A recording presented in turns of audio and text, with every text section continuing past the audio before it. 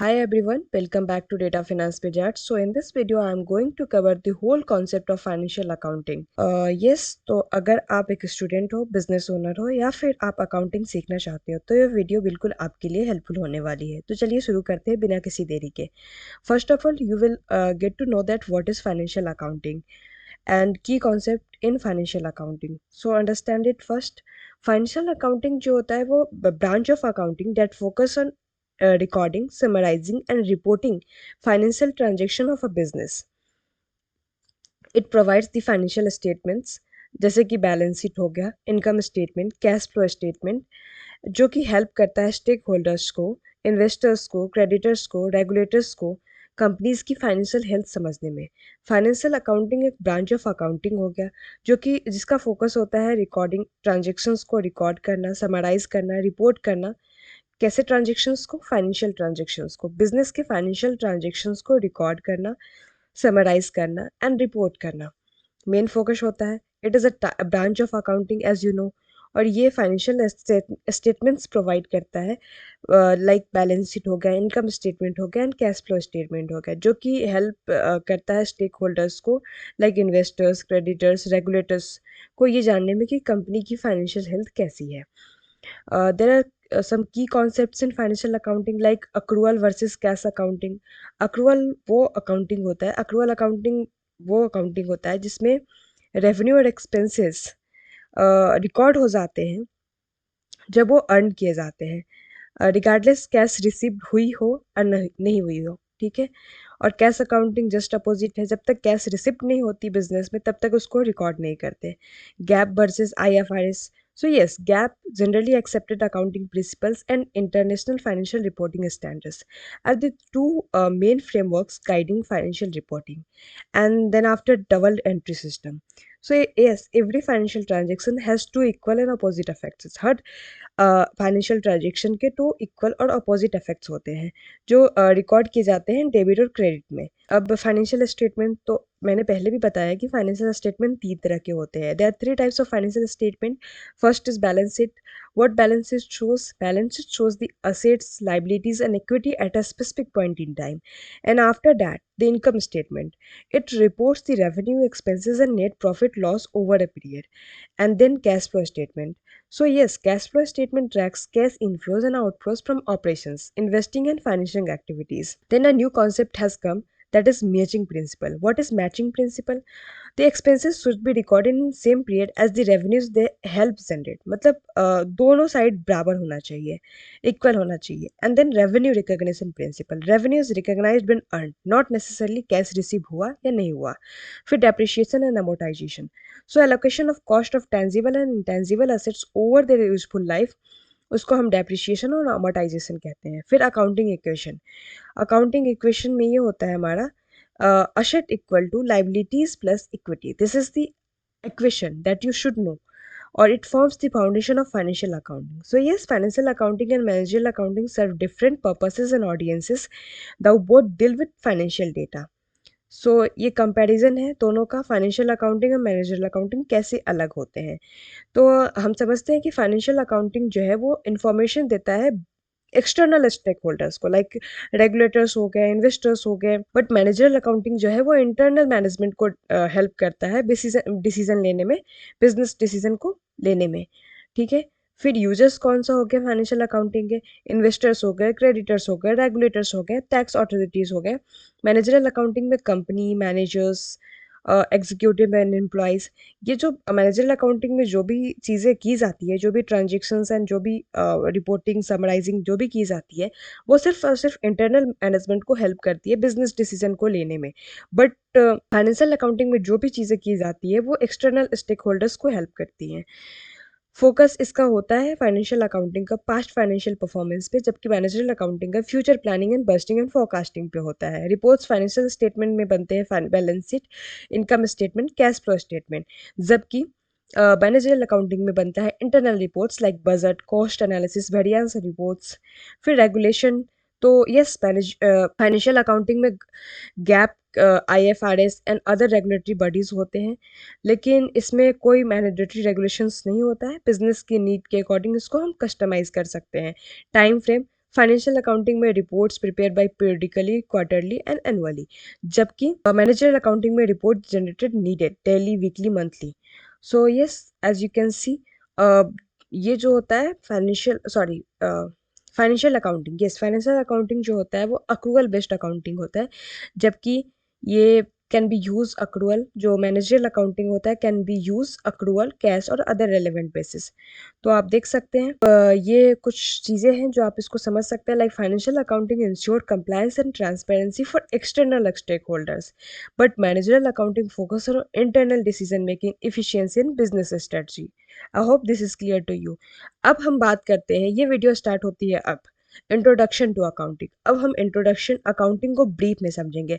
अभी तक हमने समझा कि अकाउंटिंग होता क्या है और ये कैसे मैनेजरियल अकाउंटिंग से अलग होता है। अब हम समझेंगे कि अकाउंटिंग को कि डिटेलिंग क्या होती है, लाइक अकाउंटिंग क्या होता है उसके अंदर, फिर बुक कीपिंग अकाउंटिंग, अकाउंटिंग के टर्मिनोलॉजीज, फिर अकाउंटिंग के जो इक्वेशन होते हैं asset equal to liabilities plus equity, फिर हम गैप के बारे में समझेंगे, फिर accounting concepts like basics rules of accounting. उसके बाद हम बहुत चीज़ समझने वाले हैं, डबल एंट्री सिस्टम क्या होता है इसमें, ट्रायल बैलेंस क्या होता है, लेज़र क्या होता है, जनरल क्या होता है, डेप्रिशिएशन क्या होता है, फाइनल अकाउंट्स में क्या क्या बनते हैं। तो इस वीडियो में पूरी की पूरी मैंने अकाउंटिंग कवर कर दी हुई है इन थ्योरेटिकल में। यस, तो हम स्टार्ट करते हैं। सबसे पहले बात करते हैं अकाउंटिंग की। अकाउंटिंग एक ऐसी प्रोसेस है जिसमें बिजनेस के फाइनेंशियल ट्रांजेक्शन्स को रिकॉर्ड, क्लासीफाई और एनालाइज करते हैं। Accounting is a process recording, classifying, summarizing, and analyzing financial transactions to provide meaningful information to a stakeholder. It helps businesses track their financial health, ensure compliance with regulations, and make informed decisions. I hope this is clear to you guys. तो accounting एक ऐसी process है जिसमें हम business के financial transactions को record, classify और analyse करते हैं। इस सब से हमें बिजनेस की फाइनेंशियल हेल्थ का पता चलता है और इससे जो स्टेक होल्डर्स होते हैं उनको एक मीनिंगफुल इन्फॉर्मेशंस मिलती है ताकि वो एक डिसीजन बना सके कंपनी को लेकर। अब हम बहुत सारे अकाउंटिंग होते हैं, लाइक ब्रांचेस ऑफ अकाउंटिंग, उसके बारे में बात करते हैं। तो अकाउंटिंग के डिफरेंट टाइप्स है। Financial accounting financial reports investors और रेगुलेटर्स के लिए होती है। मैनेजरियल अकाउंटिंग कंपनी के अंदर डिसीजन मेकिंग के लिए यूज़ की जाती है। कॉस्ट अकाउंटिंग ये कॉस्ट कंट्रोल और प्राइसिंग के लिए इंपॉर्टेंट होती है। टैक्स अकाउंटिंग टैक्स प्लानिंग और कंप्लायंस के लिए यूज़ होती है। और ऑडिटिंग फाइनेंशियल रिपोर्ट्स को चेक करने के लिए यूज़ किया जाता है ऑडिटिंग का। तो ब्रांचेस ऑफ अकाउंटिंग में पहला फाइनेंशियल अकाउंटिंग है। ये deal with preparing financial statement for external users. Financial report investors और रेगुलेटर्स के लिए होती है तो एक्सटर्नल यूजर्स को हेल्प करता है। फिर मैनेजरियल अकाउंटिंग हो गया जो कंपनी के अंदर के डिसीजन मेकिंग के लिए यूज़ होती है। फिर हमारा कॉस्ट अकाउंटिंग हो गया जो focus on calculating production cost and cost control.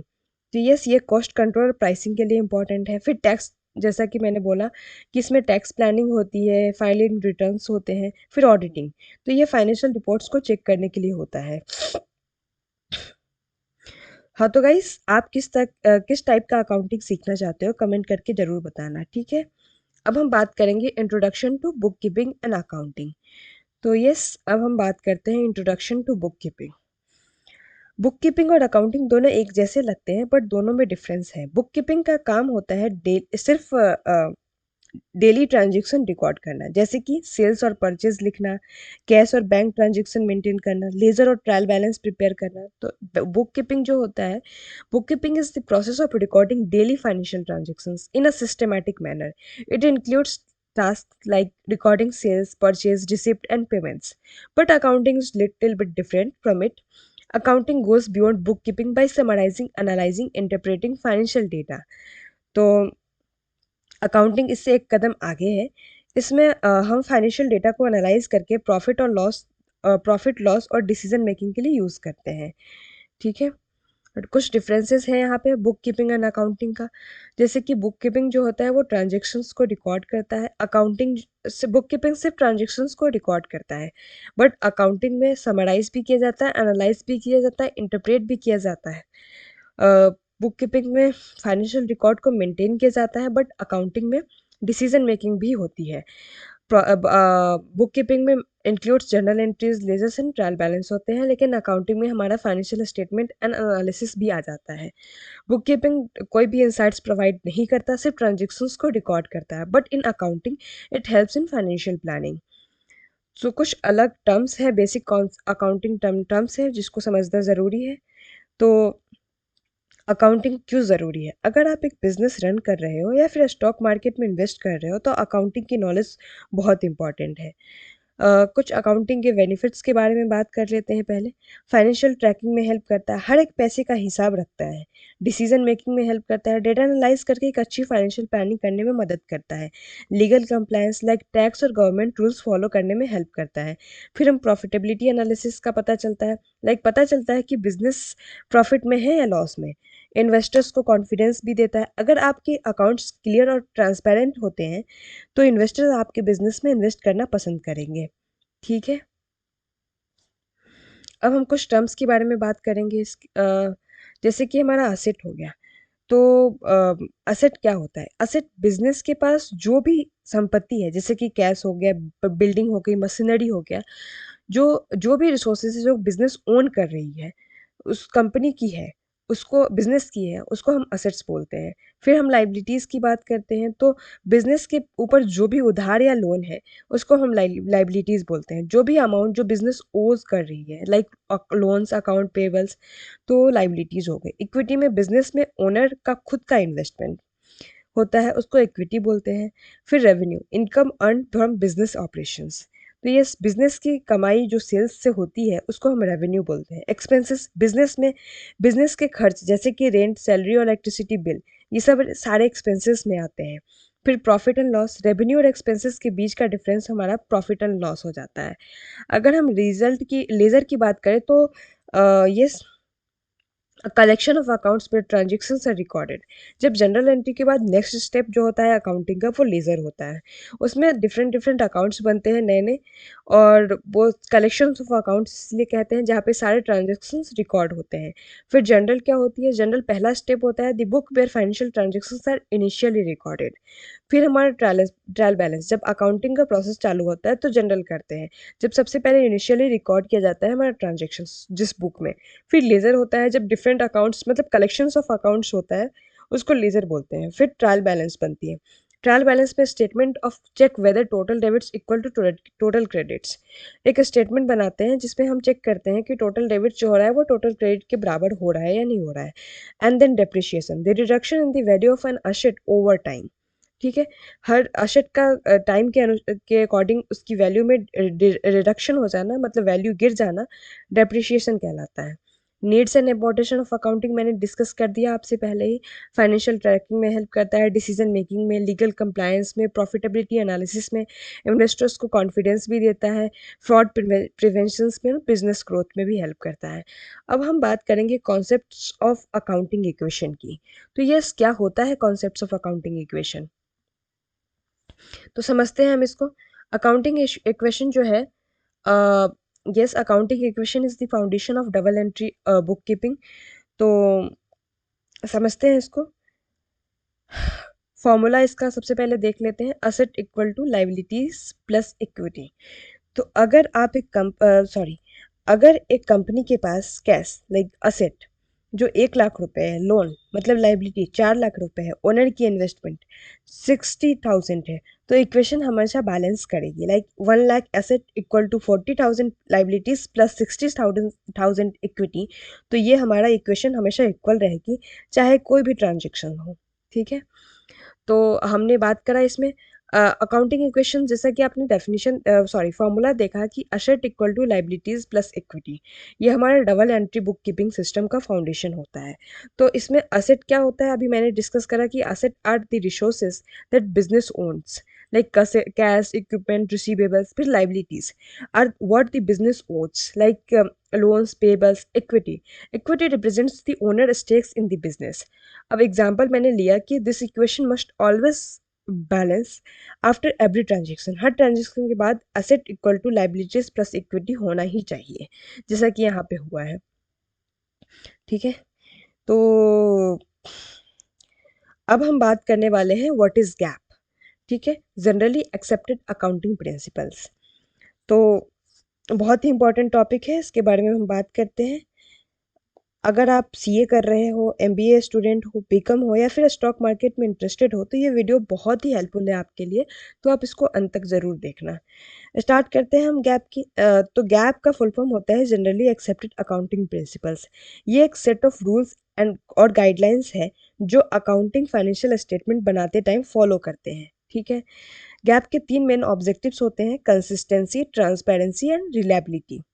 Okay, तो सबसे पहले गैप्स की डेफिनेशन मैंने बता दी कि it is a set of rules, standards and guidelines that accountant follow while preparing financial statements.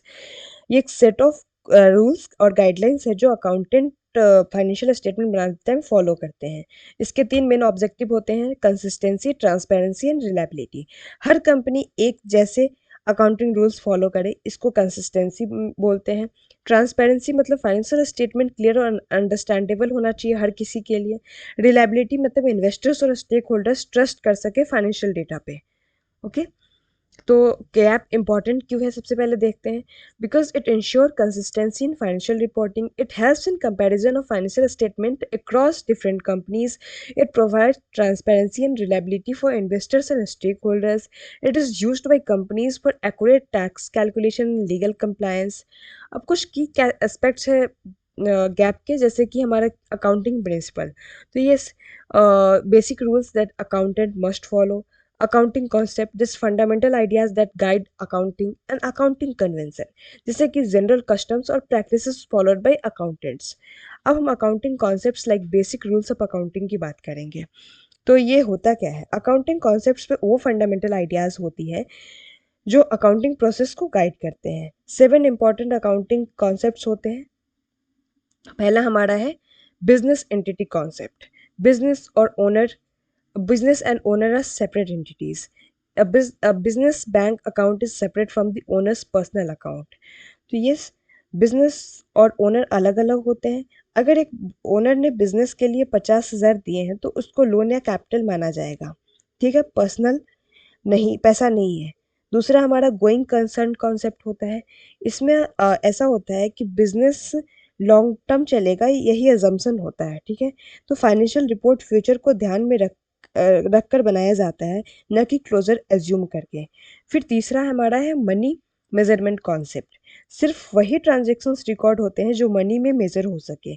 एक कंपनी के एम्प्लॉयज़ स्किल्ड होते हैं बट उसकी वैल्यू बैलेंस शीट में नहीं लिखी जाती है। तो कुछ बेसिक रूल्स ऑफ अकाउंटिंग में 7, जैसा कि मैंने बताया कि 7 कॉन्सेप्ट्स होते हैं। पहला बिजनेस एंटिटी कॉन्सेप्ट। ठीक है, बिजनेस एंटिटी कॉन्सेप्ट में क्या होता है कि बिजनेस और ओनर दोनों अलग अलग होते हैं।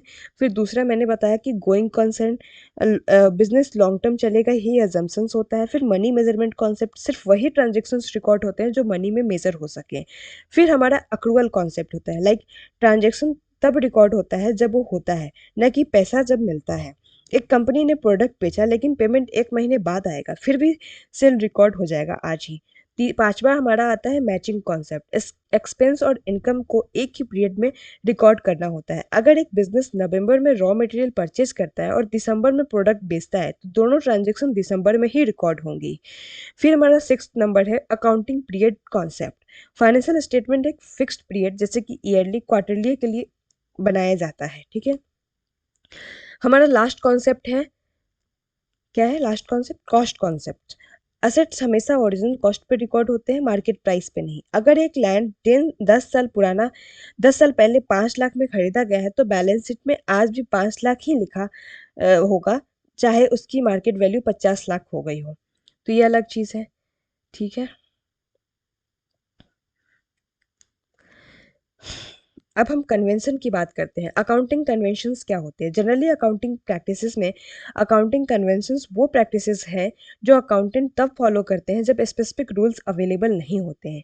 4 इंपॉर्टेंट अकाउंटिंग कन्वेंशंस हैं, लाइक कंसिस्टेंसी कन्वेंशंस। फिर हमारा आता है फुल डिस्क्लोजर कन्वेंशन। फिर हमारा आता है कंजर्वेटिज्म कन्वेंशन। फिर आता है मेटेरियलिटी कन्वेंशन। तो सबसे पहले कंसिस्टेंसी कन्वेंशन क्या होता है, एक बार जो अकाउंटिंग मेथड ऑनबोर्ड अडॉप्ट किया उसको रेगुलरली फॉलो करना होता है। अगर एक company FIFO like first in first out method use करती है इन्वेंट्री वैल्यूएशन के लिए, तो उसको हर साल वही मेथड यूज़ करनी पड़ेगी। फुल डिस्क्लोजर करनी चाहिए। ठीक है, फुल डिस्क्लोजर कन्वेंशन। दूसरा, हर इंपॉर्टेंट इन्फॉर्मेशन फाइनेंशियल स्टेटमेंट पे मेंशन होनी चाहिए। अगर एक कंपनी ने बड़ा लोन लिया है तो उसका मेंशन बैलेंस शीट में होना चाहिए। उसके बाद कंजर्वेटिज्म कन्वेंशन, पॉसिबल लॉसेस को रिकॉर्ड करो लेकिन गेंस तभी रिकॉर्ड करो जब कंफर्म हो जाए। अगर कंपनी को लगता है कि किसी लॉसूट में लॉस हो सकता है तो उसको पहले ही रिकॉर्ड करना पड़ेगा, लेकिन अगर कोई पैसा मिलने वाला है तो जब मिल जाए तभी रिकॉर्ड होगा। उसके बाद हमारा लास्ट है मेटर्निटी कन्वेंशन। सिर्फ इम्पॉर्टेंट इंफॉर्मेशन फाइनेंशियल रिपोर्ट्स में लिखी जाती है, छोटी छोटी डिटेल्स नहीं। लाइक 10 रुपीज़ का पेन परचेज रिकॉर्ड नहीं होता है, लेकिन 10 लाख की मशीन परचेज जरूर रिकॉर्ड होती है। तो गैप अकाउंटिंग रूल सेट करता है ताकि कंसिस्टेंसी एंड ट्रांसपेरेंसी बनी रहे। अकाउंटिंग कॉन्सेप्ट फाइनेंशियल ट्रांजैक्शन को सही तरीके से रिकॉर्ड करने में हेल्प करते हैं। अकाउंटिंग कन्वेंशन से गाइडलाइन की तरह काम करते हैं जब क्लियर रूल्स अवेलेबल नहीं होते हैं।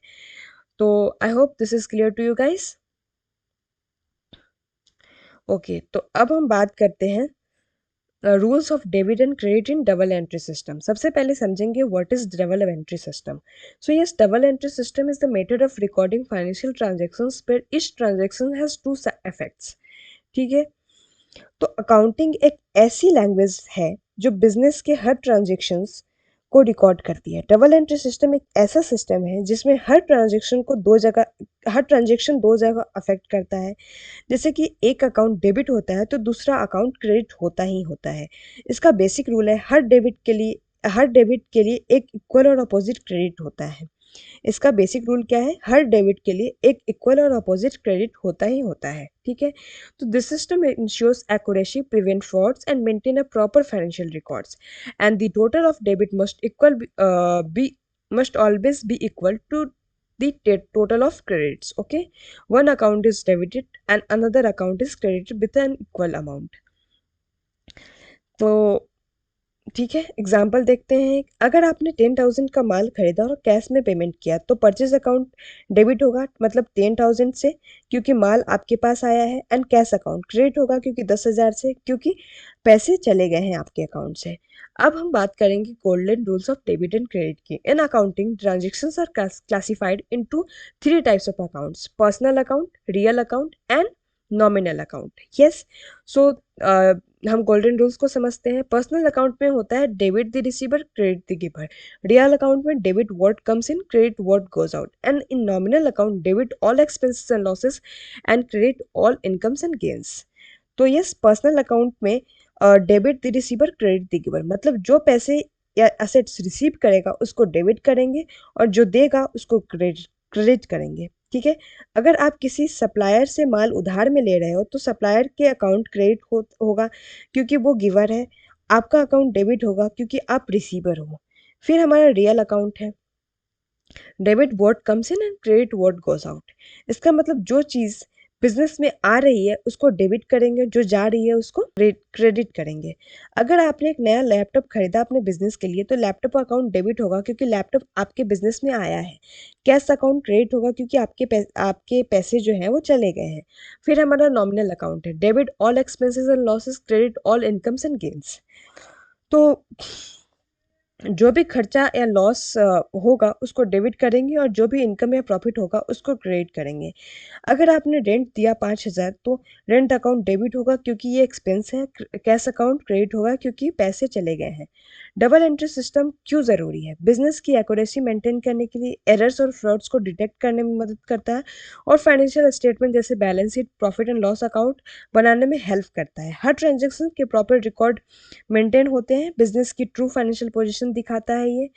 तो हमने अभी तक समझा कि double entry system, golden rules of debit and credit अभी समझा हमने।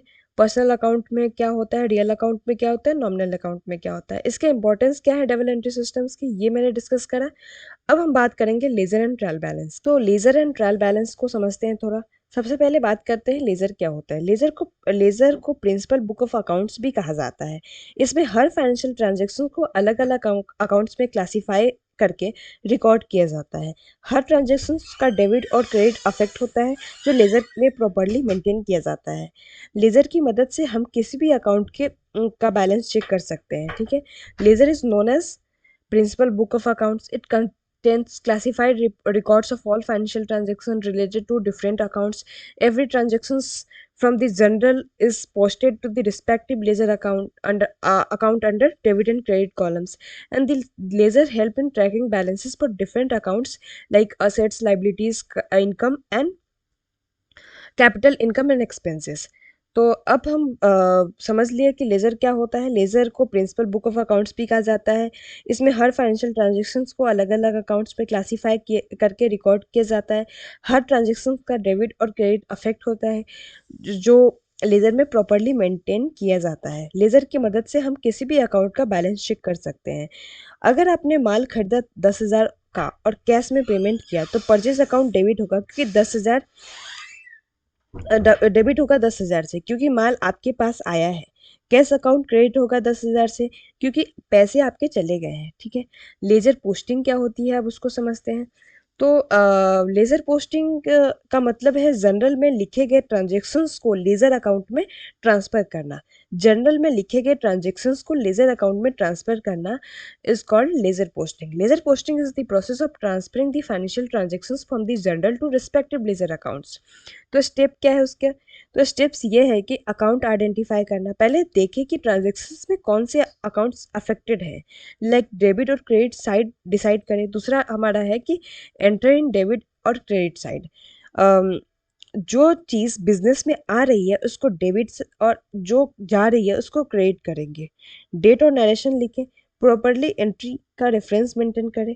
अकाउंट बैलेंस निकालें, जैसे कि पीरियड के एंड में बैलेंस कैलकुलेट भी करना होता है। तो सबसे पहला स्टेप है आइडेंटिफाई दी अकाउंट्स। पहले अकाउंट्स को आइडेंटिफाई करें कि कौन सा अकाउंट्स अफेक्टेड है इसमें। फिर डेबिट और क्रेडिट साइड डिसाइड करें, लाइक किस साइड हमको उसको पोस्टिंग करनी है। Post the amount under the debit और for the receiving account and under the credit side for the giving account. अब राइट द रेफरेंस भी लिखना होता है, लाइक जनरल का पेज नंबर, नरेशन, ये सब। फिर balance the account at the end of the period. Find the difference between total debits and credits. Okay, total निकालना होता है। एक एग्जाम्पल समझते हैं।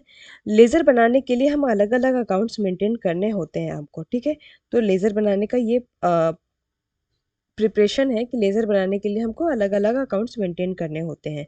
अगर आपने 50,000 का कैपिटल इंट्रोड्यूस किया है, ठीक है, यहाँ पे कुछ और है प्रोसेस, लाइक यहाँ पे एग्जाम्पल कुछ और है, सॉरी, यस, प्रोसेस नहीं, यहाँ पे एग्जाम्पल है। लाइक आपने 20,000 का फर्नीचर कैश में खरीदा, तो फर्नीचर अकाउंट असेट है हमारा, और 20,000 डेबिट हो जाएगा, तो हम इसको टू कैश अकाउंट 20,000 एंट्री कर देंगे। कैश अकाउंट ये भी हमारा असेट है, क्रेडिट हो रहा है हमारा 20,000 से, तो एंट्री बाय फर्नीचर अकाउंट 20,000। ठीक है, अब हम प्रिपरेशन ऑफ लेज़र, तो क्रिएट लेज़र अकाउंट बनाएंगे, one separate laser account for इस ट्रांजेक्शन कैटेगरी के लिए। फिर post transaction from the general से उसको ट्रांजेक्शन्स बूस्ट कर देंगे लेज़र में। फिर एंटर डिटेल्स प्रॉपर्ली। अब हम सब कुछ डिटेल्स वगैरह सब कुछ सही सही डालेंगे। फिर बैलेंस द अकाउंट, जो लास्ट में हमारा बचता है उसको हम बैलेंस कर देंगे। एक एग्जाम्पल से समझते हैं, लाइक आपने 50,000 का कैपिटल इंट्रोड्यूस किया, ठीक है, तो कैश अकाउंट डेबिट 50,000, क्योंकि पैसे आए हैं बैंक कंपनी में। कैपिटल अकाउंट क्रेडिट 50,000, क्योंकि ओनर ने दिया है तो ये क्रेडिट है। अब कैपिटल अकाउंट इंक्रीज हो रहा है। कैपिटल अकाउंट जब भी इंक्रीज होता है तो वो क्रेडिट होता है। अगर हमारा असेट इंक्रीज होता है और एक्सपेंस इंक्रीज होता है तो वो डेबिट होता है। और हमारा capital expense, sorry, capital income, या यस, कैपिटल इनकम और लाइबिलिटीज़ अगर इंक्रीज होती है तो वो हमारा क्रेडिट होता है। ठीक है, तो हमारा कैपिटल अकाउंट इंक्रीज हो रहा है तो ये हमारा क्रेडिट होगा। लेज़र में एंट्री कैसे करेंगे, कैसे दिखाएंगे, तो कैश अकाउंट, ठीक है, पहले हमारा डेट होगा, फिर पर्टिकुलर्स, फिर डेबिट एंड क्रेडिट। तो फर्स्ट जैन को हम कैश अकाउंट में लिख रहे हैं, to capital account 50,000 debit side. ठीक है, फिर हमारा कैपिटल अकाउंट है, कैपिटल अकाउंट में हम बाई कैश अकाउंट लिख रहे हैं और क्रेडिट साइड 50,000, ठीक है। तो I hope this is clear to you. अब हम बात करेंगे व्हाट इज ट्रायल बैलेंस। अभी तक हमने बात करा कि लेज़र क्या होता है और लेज़र कैसे प्रिपेयर किया जाता है। अब हम बात करेंगे ट्रायल बैलेंस क्या होता है।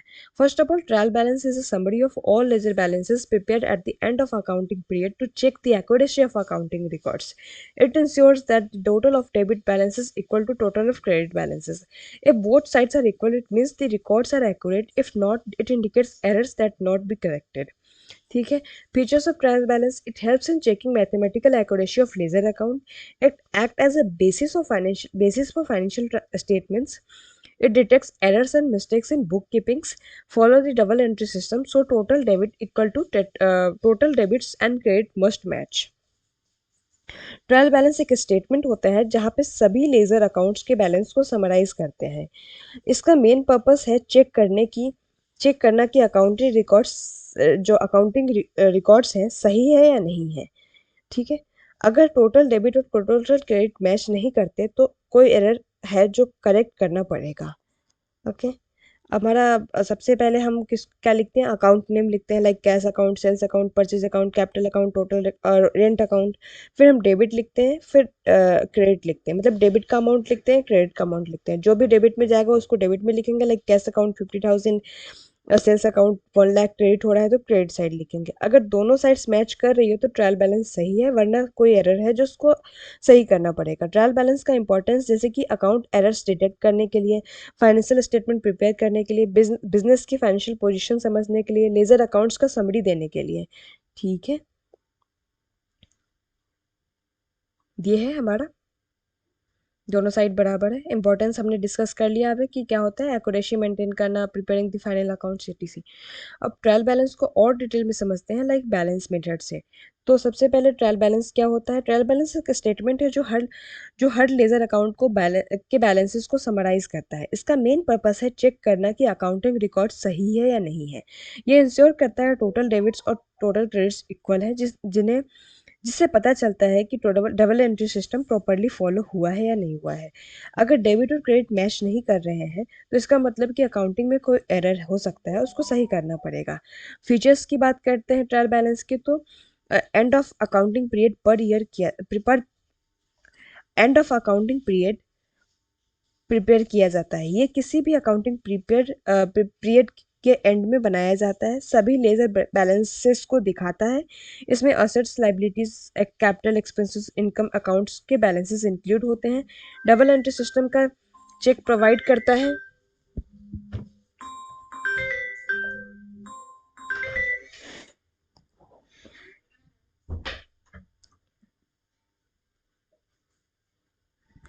यस, डबल एंट्री सिस्टम का चेक प्रोवाइड करता है. अगर डेबिट और क्रेडिट टोटल मैच करते हैं तो इसका मतलब अकाउंटिंग रिकॉर्ड सही है. फाइनेंशियल स्टेटमेंट प्रिपेयर करने की बेस है. ट्रायल बैलेंस से ही प्रॉफिट और लॉस अकाउंट और बैलेंस शीट बनाए जाते हैं. एरर डिटेक्शन में मदद करता है. अगर मिसमैच होता है तो अकाउंटिंग एरर्स को आइडेंटिफाई किया जाता है. फिर ट्रायल बैलेंस कैसे प्रिपेयर करें, बैलेंस मेथड में. तो yes, the balance method is commonly used to prepare a trial balance. In this method, only the closing balance of ledger accounts are recorded in the trial balance. तो trial balance बनाने के लिए balance method सबसे ज़्यादा important होता है. इसमें हर लेजर अकाउंट्स का क्लोजिंग बैलेंस ट्रायल बैलेंस में लिखा जाता है. Steps to prepare trial balance using the balance method. सबसे पहले हम एक्सट्रैक्ट करते हैं लेजर बैलेंस को. हर लेजर अकाउंट का क्लोजिंग बैलेंस निकालें. असेट्स और एक्सपेंसेस के अकाउंट्स को का डेबिट बैलेंस होता है. लाइबिलिटीज, असेट्स और इनकम अकाउंट्स का क्रेडिट बैलेंस होता है. दूसरा स्टेप है हमारा सेपरेट डेबिट और क्रेडिट. तो सभी अकाउंट्स को उनके बैलेंसेस के बेसिस पे क्लासीफाई करें. डेबिट साइड में असेट्स और एक्सपेंसेस लिखें, क्रेडिट साइड में लाइबिलिटीज, कैपिटल और रेवेन्यू लिखें. Enter in trial balance statement. एक टेबल का फॉर्मेट बनाएं.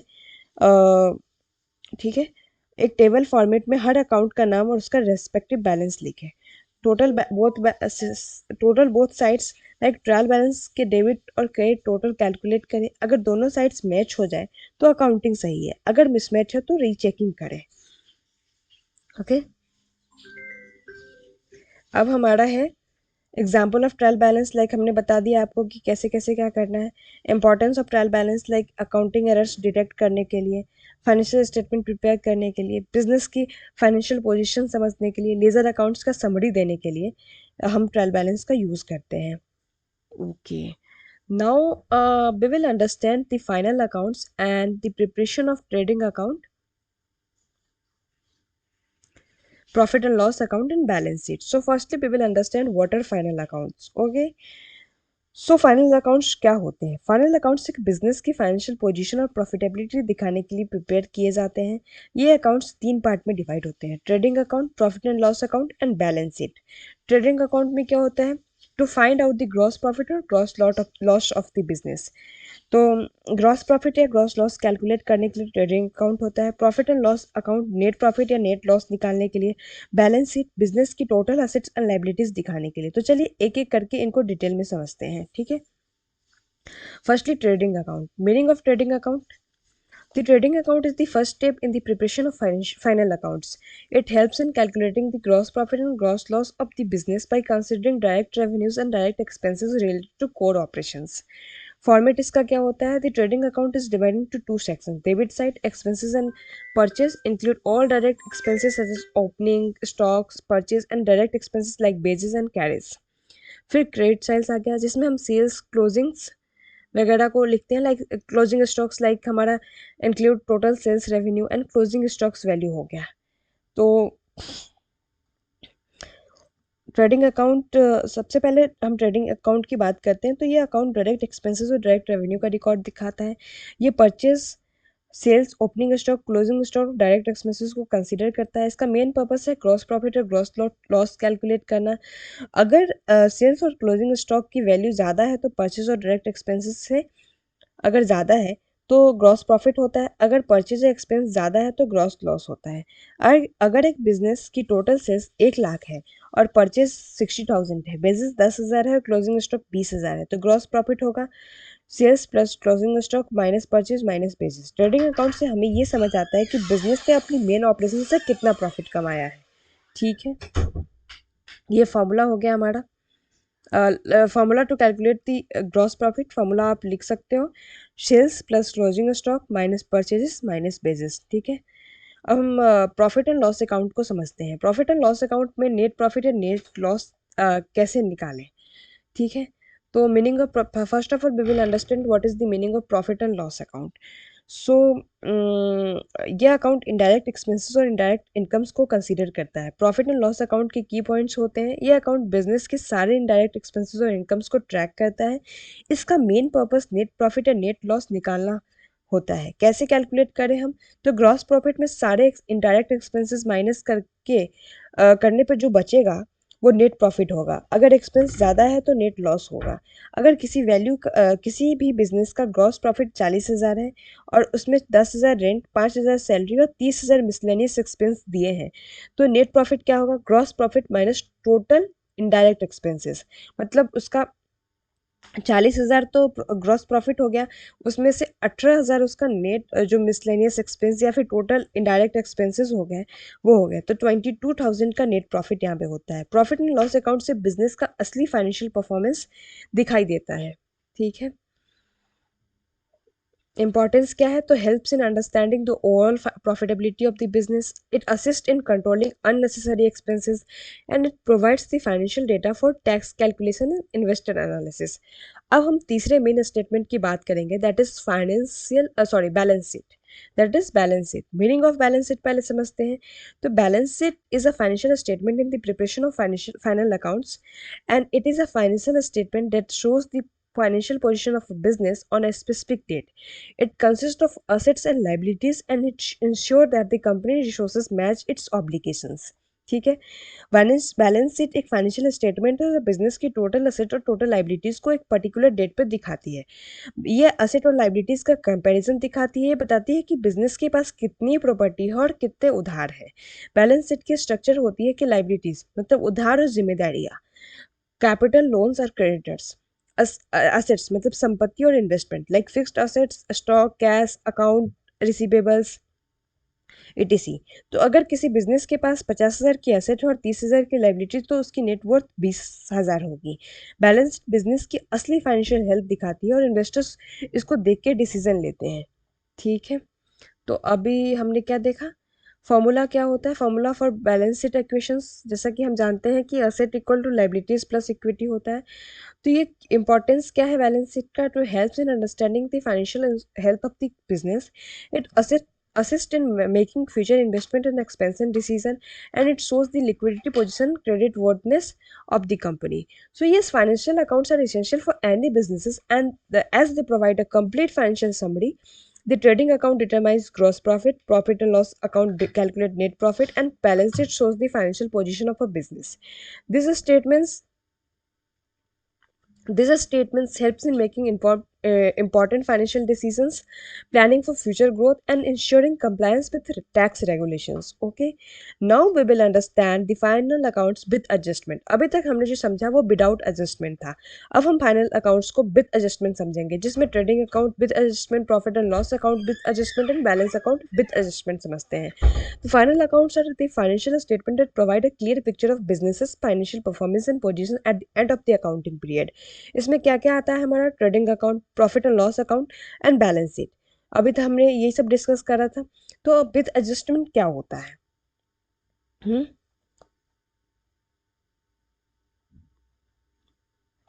विद एडजस्टमेंट समझते हैं। तो दोस्तों, फाइनल अकाउंट बिजनेस के फाइनेंशियल परफॉर्मेंस और पोजीशन को दिखाने के लिए प्रिपेयर किया जाता है। अभी तक हमने समझा इसके 3 मेजर स्टेटमेंट होते हैं, ये भी हमने बात कर ली। विथ एडजस्टमेंट ट्रेडिंग अकाउंट की बात करते हैं। तो trading account is prepare to determine gross profit and gross loss of a business by comparing revenue from sales with direct expenses incurred in producing this goods. तो adjustment का मतलब क्या होता है, एडजस्टमेंट इन ट्रेडिंग अकाउंट्स देखते हैं। अभी ज़्यादा कुछ देखने का समय नहीं बचा। यहाँ पे फॉर्मूलाज हैं, आप देख सकते हैं ग्रॉस प्रॉफिट कैसे निकालते हैं। तो अगर एक्सपेंस ज़्यादा हो गया रेवेन्यू से तो फिर ग्रॉस लॉस हो जाता है, ये भी पता है आपको। तो एडजस्टमेंट की बात कर लेते हैं हम। एडजस्टमेंट क्लोजिंग स्टॉक, अगर बिजनेस के पास कोई अनसोल्ड स्टॉक है और उसको ट्रेडिंग अकाउंट की क्रेडिट साइड में लिखते हैं और बैलेंस शीट में असेट के रूप में दिखाई देता है। ठीक है, अगर बिजनेस के पास कोई अनसोल्ड स्टॉक है तो उसको ट्रेडिंग अकाउंट के क्रेडिट साइड में लिखते हैं और बैलेंस शीट में असेट के रूप में दिखाई देता है। तो ये हमारा ये एडजस्टमेंट हो गया। और एडजस्टमेंट का हमेशा दो अफेक्ट होता है, दो अकाउंट में ये एंटर होते हैं। ठीक है, इसकी एंट्री होती है। अब good destroyed by fire and theft की बात कर लेते हैं, इसकी भी एडजस्टमेंट होगी। अगर कोई गुड्स फायर या थेफ्ट की वजह से डिस्ट्रॉय हो जाए तो उससे परचेज से उसको क्या करते हैं, उससे परचेजेस से माइनस करते हैं और पीएनएल अकाउंट में लॉस दिखाते हैं। ठीक है, अब हम एबनॉर्मल लॉस, इसकी भी एडजस्टमेंट होती है। लाइक अगर किसी रीजन से बिजनेस को एक्स्ट्रा लॉस हो तो उसे भी एडजस्ट करना पड़ता है। तो कुछ चीज़ें होती हैं जिसकी एडजस्टमेंट करनी पड़ती है ट्रेडिंग अकाउंट में। अब हम profit and loss account adjustment की बात कर लेते हैं। सबसे पहले हमने देखा पहले भी कि प्रॉफिट एंड लॉस अकाउंट होता क्या है, इसमें क्या क्या होते हैं। तो हम सिर्फ एडजस्टमेंट की बात करते हैं। तो एडजस्टमेंट पे outstanding expense, prepaid expense, depreciation and provision for bad debts and accrued income, इन सब एंट्रीज की एडजस्टमेंट की जाती है। और एडजस्टमेंट हमेशा एडजस्टमेंट की दो अफेक्ट होती है, मतलब दो अकाउंट में एंट्री होती है। तो आउटस्टैंडिंग एक्सपेंस, जो एक्सपेंस अब तक पे नहीं किया गया, ठीक है, उनको एक्सपेंसेस के साथ ऐड करते हैं और बैलेंस शीट में लाइबिलिटीज़ के रूप में दिखाते हैं। जैसा कि आपने देखा एक्सपेंसेस में हम लाइक पीएनएल स्टेटमेंट में हम उसको एक्सपेंसेस के साथ ऐड करते हैं और बैलेंस शीट में हम लाइबिलिटीज़ में दिखाते हैं। प्रीपेड एक्सपेंसेस जो एडवांस में पे कर दिए गए हैं उनको एक्सपेंसेस से माइनस करते हैं और एसेट के रूप में दिखाई देते हैं। ठीक है, बैलेंस शीट में डेप्रिशिएशन, असेट की वैल्यू में जो कमी आती है उसको एक एक्सपेंस के रूप में रिकॉर्ड करना पड़ता है। तो यहाँ पे हमने करा, और उधर बैलेंस शीट में भी करते हैं। प्रोविजन फॉर बैड डेट्स, कुछ कस्टमर्स जो पेमेंट नहीं करेंगे उनके लिए एक रिजर्व बनाया जाता है। तो ये भी हो गया एडजस्टमेंट। अक्रूड इनकम, अगर कोई इनकम अर्न हो चुकी है पर अभी रिसीव नहीं हुई है तो उसे ऐड करते हैं और असेट के रूप में मतलब दिखाते हैं उसको दूसरे वाले में, बैलेंस शीट में। तो ये एडजस्टमेंट हो गया। अब हम बैलेंस शीट को विद एडजस्टमेंट समझते हैं। अभी तक हमने समझ लिया कि इसका फॉर्मूला क्या होता है, assets equal to liabilities plus capital. फिर कैपिटल कैसे निकालते हैं, तो कैपिटल पर से नेट प्रॉफिट माइनस ड्रॉइंग्स। अब हम सिर्फ एडजस्टमेंट की बात करेंगे। तो एडजस्टमेंट में क्या क्या होता है, आउटस्टैंडिंग एक्सपेंस, ये बिजनेस की लाइबिलिटीज़ होती है और लाइबिलिटीज साइड में शो होती है। प्रीपेड एक्सपेंसेस ये बिजनेस के एसेट्स होते हैं जो एसेट साइड में शो होते हैं। डेप्रिसिएशन एसेट की कॉस्ट से माइनस होता है। Provision for bad dates debtors के अमाउंट में से माइनस किया जाता है। अक्रूड इनकम, अगर कोई इनकम अब तक रिसीव नहीं हुआ है तो उसको एसेट्स साइड में ऐड करते हैं। तो एडजस्टमेंट यही सारी हो गई। अब final accounts with adjustment helps in presenting a more accurate financial picture of a business. Trading account helps in finding gross profit, profit and loss account determine net profit, and balance it gives the financial position of a business. So yes, proper adjustment ensure that all transactions are recorded accurately as per accounting principles. ठीक है। अब हम बात करेंगे main concepts of accounting, that is depreciation accounting. होता क्या है, सबसे पहले डेप्रिसिएशन को समझेंगे कि इसका क्या मतलब होता है, फिर इसके कॉन्सेप्ट्स क्या होते हैं, फिर नीड्स फॉर डेप्रिसिएशन क्या होता है और मेथड्स क्या होते हैं डेप्रिसिएशन चार्ज करने के। तो सबसे पहले बात करते हैं डेप्रिसिएशन की। जब कोई बिजनेस एक फिक्स्ड असेट परचेज करता है, जैसे कि मशीनरी, फर्नीचर या व्हीकल, ठीक है, तो उसकी यूजफुल लाइफ होती है, मतलब एक सर्टेन पीरियड तक ही उसका यूज इफेक्टिवली हो सकता है। समय के साथ असेट की एफिशिएंसी और वैल्यू दोनों कम होने लगती है due to wear and tear, obsolescence and uses. इसका वैल्यू के रिडक्शन को ही डेप्रिसिएशन कहा जाता है। इस वैल्यू के जो रिडक्शन होती है उसको ही डेप्रिसिएशन बोलते हैं। So first of all, you have to understand what is the definition of depreciation. Depreciation is the process of systematically allocating the cost of fixed asset over its useful life. तो ये क्यों क्यों होता है, क्योंकि beer and tier के कारण होता है, ऑब्सोलियंस के कारण होता है, यूजेस के कारण होता है। और जो रिडक्शन होती है वैल्यू में असेट्स की उसको डेप्रिसिएशन बोलते हैं। ठीक है। अब हम समझते हैं कॉन्सेप्ट फॉर डिप्रिशिएशन। तो fix asset are used over a period of time and their efficiency productivity in market value gradually decrease होते हैं। डेप्रिशिएशन एक नॉन कैश एक्सपेंस होता है because it does not involve actual cash outflow but affect financial statement. इसमें cash outflow actual होता नहीं है, इसलिए नॉन कैश एक्सपेंस है, लेकिन इसमें फाइनेंशियल स्टेटमेंट को अफेक्ट तो करता ही है। ये it helps in the accurate representation of an asset value and ensure that profit are not overstated. फिर हम नीड फॉर डेप्रिसिएशन की बात करेंगे। तो accurate financial reporting, financial reports में असेट्स का करेक्ट वैल्यू दिखाने के लिए यूज होता है। टैक्स बेनिफिट, डेप्रिसिएशन एक बिजनेस एक्सपेंस होता है जो टैक्सेबल इनकम को कम करता है। रिप्लेसमेंट प्लानिंग, जब एक असेट पुराना हो जाता है तो नए असेट की प्लानिंग करने के लिए फंड्स रेडी रखना ज़रूरी होता है। फेयर प्रॉफिट कैलकुलेशन, अगर डेप्रिसिएशन को कंसिडर न किया जाए तो प्रॉफिट ज़्यादा दिख सकता है, तो एक गलत फाइनेंशियल पिक्चर क्रिएट करेगा। तो फेयर प्रॉफिट कैलकुलेशन के लिए भी डेप्रिसिएशन ज़रूरी होता है। अब methods of charging depreciation, depreciation calculate करने के लिए मेनली दो तरीके होते हैं, स्ट्रेट लाइन मेथड और रिटन डाउन वैल्यू मेथड। चलिए इन दोनों को डिटेल में समझते हैं। पहला होता है हमारा स्ट्रेट लाइन मेथड, SLM, जिसको हम फिक्स्ड इंस्टॉलमेंट मेथड भी बोलते हैं। इसमें क्या होता है, in this method equal depreciation is charge every year through out the assets useful life. ठीक है। तो इसको फिक्स्ड इंस्टॉलमेंट मेथड भी कहा जाता है। इस मेथड में हर साल सेम अमाउंट के डेप्रिसिएशन चार्ज होते हैं। ये मेथड सिंपल और इजी है और उन असेट्स के लिए यूज़ होता है जो रेगुलर बेसिस पे यूज़ होते हैं, जैसे कि बिल्डिंग और फर्नीचर। एक एग्जांपल से समझते हैं। मान लीजिए एक मशीन जो कि 50,000 में परचेज किया और उसका स्क्रैप वैल्यू 5,000 है और उस यूजफुल लाइफ 5 साल है, तो हर साल डेप्रिसिएशन कितना होगा, 50,000 माइनस 5,000 डिवाइडेड बाई 5, तो 9,000 का हर साल होगा। तो हर साल सेम अमाउंट का डिप्रिसिएशन बिजनेस के अकाउंट्स में रिकॉर्ड होगा। अब हम रिटर्न डाउन वैल्यू को समझते हैं। पहले SLM के फीचर्स क्या होते हैं, simple and easy to calculate, suitable for asset that have equal utility over time like buildings and furniture. अब रिटर्न डाउन वैल्यू मेथड को समझते हैं। It also known as reducing balance method, तो इसको हम रिड्यूसिंग बैलेंस मेथड भी बोल देते हैं।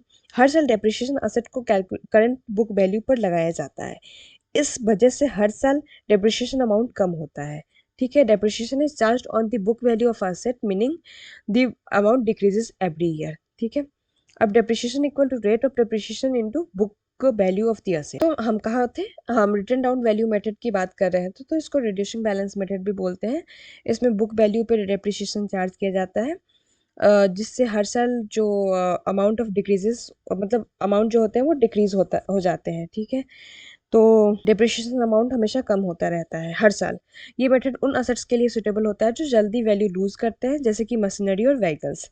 तो एक एग्जांपल देखते हैं। मान लीजिए एक मशीन की कॉस्ट 50,000 है और उस पर 10% डेप्रिसिएशन लगता है, तो पहले साल डेप्रिसिएशन होगा 50,000 का 10% 5,000, दूसरे साल 50,000 माइनस 5,000, तो कितना बचा, 45,000 पे 10% लगेगा। फिर तीसरे साल 45,000 माइनस 4,500, तो हमारा कितना आ जाएगा, 45 जितना भी बचेगा उस पे हमारा 10% लगेगा।